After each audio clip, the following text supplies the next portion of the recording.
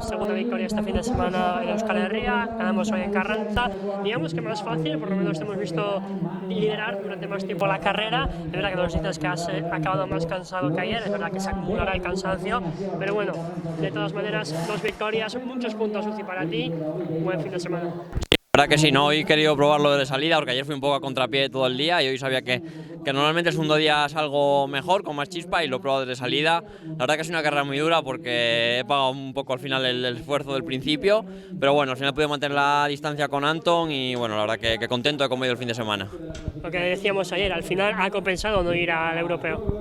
Sí, eso yo creo que ha sido la decisión correcta. Siempre es difícil, ¿no?, decir que no a la selección española, al final un europeo, pero viendo un poco, poniendo las cosas en la balanza, creemos que era mejor esta decisión y nos ha salido bien, y la verdad pues que como te digo, pues contento.